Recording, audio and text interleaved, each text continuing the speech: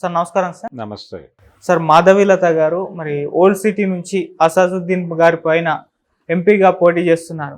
అంటే ఒకప్పుడు old city నుంచి ఎవరు పోటీ చేసినా పెద్దగా గుర్తింపు రాలేదు, పట్టించుకోలేదు. అక్కడ అసదుద్దీన్ గారు గెలవడం అవన్నీ మనం చూసాం. కానీ మాధవీలత గారు మాత్రం అలా కాదు సార్. ఇప్పుడు సోషల్ మీడియా ప్రజలందరూ అటెన్షన్ అయితే ఆమెకు దక్కింది. సో ఈసారి ఇంట్రెస్టింగ్గా కూడా ఓల్డ్ సిటీలో ఎలక్షన్స్ ఉండబోతున్నాయని కూడా మనం చూస్తున్నాం.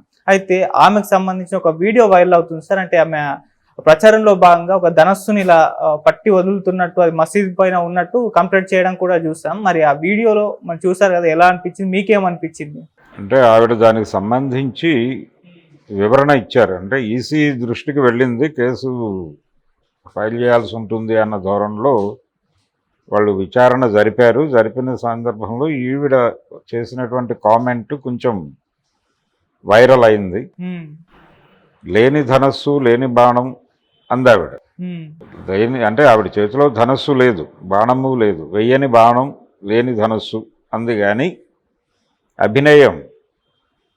అభినయము ముద్రలు ఇవన్నీ కూడా నాట్యశాస్త్రానికి సంబంధించినటువంటి వ్యవహారం. ఆవిడ ఆ జ్ఞానాన్ని ప్రదర్శించింది. ఆవిడ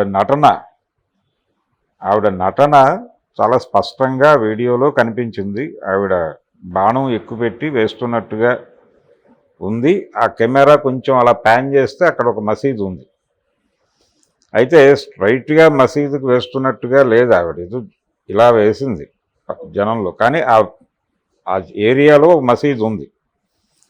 అయితే ఆ వీడియో చూసినాడికి మసీదుని ఎక్కుపెట్టిన బాణంగానే అనుకునే ఛాన్స్ అయితే ఉంది. ఎందుకుంది ఛాన్స్ అంటే ఆవిడ ధోరణి, ఆవిడ రిప్రజెంట్ చేస్తున్నటువంటి పార్టీ ధోరణి, ఇవన్నీ కూడా దానిలో రిఫ్లెక్ట్ అవుతాయి ఆటోమేటిక్గా. అలాగే ఆవిడ ముస్లిం సమాజం ఉద్ధారణగా మాట్లాడటం మొదలుపెట్టింది. ఆవిడ ప్రారంభమే.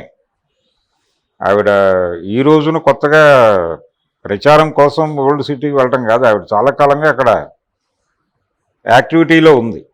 ఆ యాక్టివిటీ రకరకాల సోషల్ యాక్టివిటీ చేసింది. ఆవిడ ఏరియాకి వెళ్ళింది, వాళ్ళతో కలిసింది, మాట్లాడింది. వాళ్ళకు కొంత మెడికల్ క్యాంపులు పెట్టారు అక్కడ, విరించి హాస్పిటల్స్ నుంచి. సర్వీస్ మోటోలో అక్కడికి ఎంటర్ అయింది ఈవిడ. అయితే ఆ ఎంటర్ అవటంలోనే ఒక ప్రోగ్రాం ఉంది అనే విషయం అప్పటికి ఎవరికి ఐడియా లేదు. క్రమంగా ఆవిడ ఫస్ట్ జనాలను అట్రాక్ట్ చేసింది ఎక్కడంటే, పిల్లల్ని స్కూళ్ళకి పంపకుండా ఇంట్లో కూర్చోబెట్టి ఐఐటి ర్యాంకులు కొట్టే పద్ధతిలో వాళ్ళని తర్ఫీదు చేసి తయారు చేసి పంపించినటువంటి ఒక మదర్గా ఆవిడ ముందు ప్రపంచం దృష్టిని ఆకట్టుకుంది.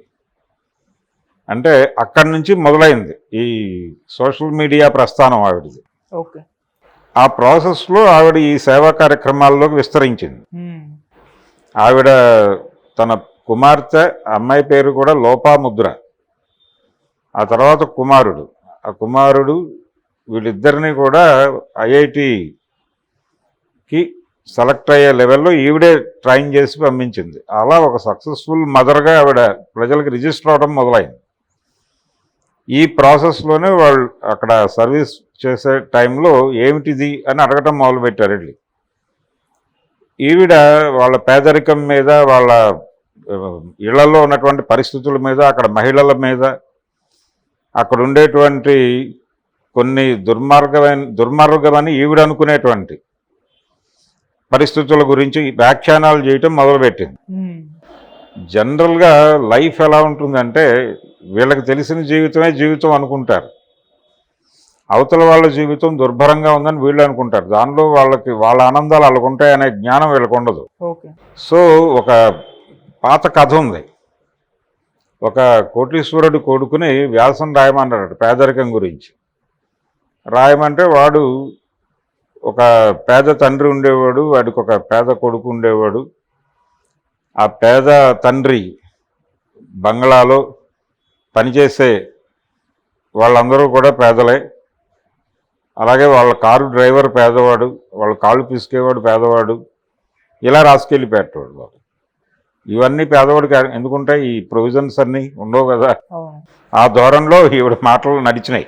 ఈవిడ ఫీల్ అయ్యి ఈవిడ దాన్ని ఎగ్జాగరేట్ చేసి తన ధోరణిలోకి తీసుకొచ్చి ఆ చిన్న చిన్న ఇళ్ళు, ఆ మురికి కూపాలు, ఆ పిల్లలు, ఆ తల్లులు, ఇలా మాట్లాడుతుంది ఆవిడ. ఇవన్నీ చూసి నా మనసు ద్రవించేది. అమ్మని కథ అనేది ఆవిడ జనాల్ని కనెక్ట్ చేసుకోవడానికి వాడినటువంటి ఒక అద్భుతమైన సెంటిమెంటల్ పదం. ఇదే ధోరణి ఆవిడ ప్రతి ఉపన్యాసంలోనూ కనిపిస్తుంది. ఒక సాధ్వి లెవెల్లో ఉంటుంది ఆవిడ. మనకి యూపీ యోగి తెలుసు. జనరల్గా వీళ్ళందరూ కూడా ఈ ఆధ్యాత్మిక గురూజీలు, స్వామీజీలు వీళ్ళు చాలా ఎమోషనల్గా మాట్లాడతారు. ఆ ఎమోషనల్ ఆ కంటెంట్ ఈవిడ కూడా మాట్లాడుతుంది. ఓకే. ఒక డిబేట్లో మాట్లాడుతూ ఉమెన్ ఎంపవర్మెంట్ ఏమిటి అంది ఆవిడ. ఉమెన్ని మీరు ఎంపవర్ చేయటం ఏమిటి? స్త్రీ అనేది స్వయం సిద్ధ, ఆవిడ శక్తి స్వరూపిణి, ఆవిడే మంట. కొత్తగా మీరు ఆవిడని ఏదో వెలిగించడం ఏమిటి? మీరు గౌరవించండి చాలు, దండం పెట్టుకోండి చాలు, ఇలా చెప్తుంది ఆవిడ ప్రవచనం. ఇది జనరల్గా ప్రవచనకారులు అందరూ చేసేది. హిందుత్వ ప్రమోషన్లో భాగంగా ముందుకు కదిలినటువంటి చాలామంది స్వామీజీలు ఇదే టెంపర్మెంట్తో మాట్లాడతారు. ఆ టెంపర్మెంట్ ఉంది ఆవిడలో. ఆధ్యాత్మికాన్ని, రాజకీయాలని మిక్స్ చేసి దానికి వ్యాపారాన్ని తోడు తీసుకొచ్చి ఒక టానిక్ తయారు చేసి ఆవిడ ప్రపంచానికి పోస్తున్నారు. ఆవిడ మాటల్లో వ్యక్తిత్వ వికాసం కూడా ఉంటుంది. అయితే ఆ వ్యక్తిత్వ వికాసం కాదు, అది వ్యాపార వికాసం. ఆ వ్యాపార వికాసము, రాజకీయ వ్యాపారము, ఈ రెండింటిని కలిపి ఒక టానిక్ తయారు చేసి ఆవిడ ప్రజలకు పట్టించే ప్రయత్నం చేస్తోంది. అమ్మ కదా అని తాగటం తప్ప ప్రపంచానికి వేరే ఆల్టర్నేటివ్ లేదు. సో ఈ ప్రాసెస్లోనే ఆవిడ ఓల్డ్ సిటీలో ఈ బాణం ప్రయోగం విన్యాసం చేసింది. విన్యాసంలో ఇంటెన్షన్ ఉందా లేదా, అంటే ఆవిడకి ఇంటెన్షన్ ఉందా, ఇంటెన్షనల్గా చేసిందా లేదా అనేది ఆవిడ చెప్పాల్సిన విషయం. కానీ ఆ అభినయము, ఆ వీడియో, కెమెరా ప్యాన్ చేసినప్పుడు కనిపించేటువంటి దృశ్యము చూసిన వాడికి, ఆవిడ మాటలు, ఆవిడ ధోరణి తెలిసిన వాళ్ళకి ఆవిడ వాంటెడ్గానే ఈ విన్యాసం చేసింది అనేది అనిపిస్తుంది. అనిపించకుండా ఉండదు. ఎవరు చూసినా ఆ వీడియో అది అనిపిస్తుంది. ఆవిడ చేతిలో ధనస్సు లేకపోవచ్చు గాక, ధనస్సు బాణముతో సంబంధం లేదు, అక్కడ ఫిజికల్గా ఉండాలని కాదు. మీ అభినయం ఇట్ సెల్ఫ్ ఏం క్యారీ చేస్తోంది ప్రపంచానికి అనేదే ప్రధానం. ఆవిడ హిందుత్వ ప్రమోషన్ చేస్తోంది బలంగా. అందులో భాగంగా ఇంకొక ఆర్గ్యుమెంట్ కూడా ఉంది. ఈవిడ విన్యాసాల వలన ముస్లిం ఓట్ బ్యాంక్ కన్సాలిడేట్ అవుతుంది. ఆ కన్సాలిడేట్ అయినటువంటి ముస్లిం ఓట్ బ్యాంకు చెదిరిపోకుండా అసదుద్దీన్ ఓవైసీకి వెళ్ళే ఛాన్స్ ఉంది. కాబట్టి ఈవిడ విన్యాసాలు ఆయన గెలుపుకు దోహదపడేవే. ఇది ఎక్కడో ఒక చోట వీళ్ళిద్దరి మధ్య ఒక అప్రకటిత ఒప్పందం ఏదో ఉంది అనే మాట్లాడుతున్న వాళ్ళ సంఖ్య కూడా గణనీయంగానే ఉంది. అసలు భారతీయ జనతా పార్టీకి, ఎంఐఎంకి కూడా ఒక అక్రమ సంబంధం ఉందనేటువంటి ఆర్గ్యుమెంట్ కూడా చూసాం కదా మనం చాలా కాలం. అంటే చాలా ప్రాంతాల్లో ముస్లిం ఓటు బ్యాంక్ని చీల్చడం కోసం ఎంఐఎంని వాడిన చరిత్ర ఉంది బీజేపీకి. అది ఎవరు కాదనలేని సత్యం. ఈ క్రమంలోనే ఇక్కడ కూడా ఈవిడ్ని వాంటెడ్గానే ప్రయోగించారు. ఆవిడ అక్కడ ఓడిపోయినా ఆవిడకి లాస్ లేదు అనేది. ఓల్డ్ సిటీలో ఆవిడ గెలవకపోయినా ఆవిడకి కేంద్ర బీజేపీలో ఒక స్థానం దక్కబోతోంది. ఇది డిజైన్డ్ ప్రోగ్రాము అనే అభిప్రాయం చాలా బలంగా వినిపిస్తున్నటువంటి దశలో ఈవిడ మీద ఈ కేసు ఒక ముస్లిం పెట్టిన తర్వాత ఆవిడ పద్ధతిలో ఆవిడ వివరణలు ఇచ్చింది. ఆ వివరణలు ఇచ్చిన తర్వాత ఆ వివరణల్లో ఆవిడ ప్రధానంగా చెప్పింది, అది ఆ విన్యాసం గురించి కూడా మాట్లాడలేదు ఆవిడ. నేను మసీదు వైపు చూపించలేదు ఒకటి, అంటే ఆవిడ ఇటు తిరిగి ఉంది వీడియో ప్రకారం. ఎవరైనా సరే నేపథ్యం వేరే ఉంటుంది, నేపథ్యం వైపు తిరిగే నటించాల్సిన అవసరం లేదు. నేపథ్యంలో ఉండి ఆ అభినయం చేశారంటే అందులో ఇంటెన్షన్ ఉన్నట్టుగానే భావించాల్సి ఉంటుంది. సో ఆవిడ ఇంటెన్షనల్గానే చేసింది ఆ పని. వీడియో ప్రకారం మనకు అలా అనిపించదు. అంటే కెమెరా ఇటువైపు ఉంది, ఆవిడ ఎక్కడుంది, నేపథ్యంలో మసీదు ఉంది, కాబట్టి చూసేవాడికి ఈ వీడియో చూసేవాడికి ఆవిడ మసీదు మీదకి బాణం వేసినట్టుగానే అనిపిస్తుంది. రామబాణం మసీదు మీదకి సంధించింది ఆవిడ. ఇది కాంటెక్స్ట్. ఓకే. సీరియస్గా గనక విచారణ జరిపితే ఆవిడని లోపలికి పంపించడానికి ఇంతకంటే గొప్ప వ్యవహారం అక్కర్లేదు.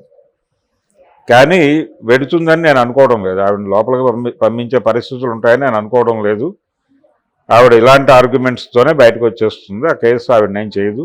ఓకే.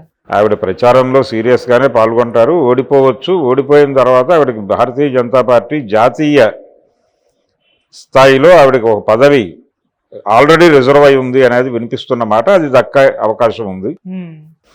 ఈ ఓటమి అనేది ఆవిడకి పెద్ద వ్యవహారం కాదు. ఈ ఓటమిని విజయానికి తల్లిగా మార్చుకుని ఆవిడ తన ప్రస్థానాన్ని కొనసాగిస్తుంది. ఆవిడకంటూ ఒక ప్రత్యేకమైనటువంటి ఫాలోయర్స్ ఏర్పడ్డారు. ఒక ప్రత్యేకమైనటువంటి ఒక బ్యాంక్ ఉంది ఆవిడకి. అదే ఏర్పాటు చేసుకోగలిగింది ఈ ప్రచారం ద్వారా, అలాగే సామాజిక మాధ్యమాల ద్వారా, ఆవిడ అభినయం ద్వారా. ఆ అభినయము అనే విషయంలో ఆవిడకి ఆ టాలెంట్ ఉంది అనేది మనకు అర్థమవుతుంది. ఆవిడ కొంత చిన్నప్పుడు ఎప్పుడో నృత్యము అనేటువంటి వ్యవహారంతో ఆవిడకి ఎక్కడో సంబంధం ఉంది అనేది అర్థమవుతుంది. ఈ భంగిమలు, ఈ అభినయాలు ఇవన్నీ చూస్తే.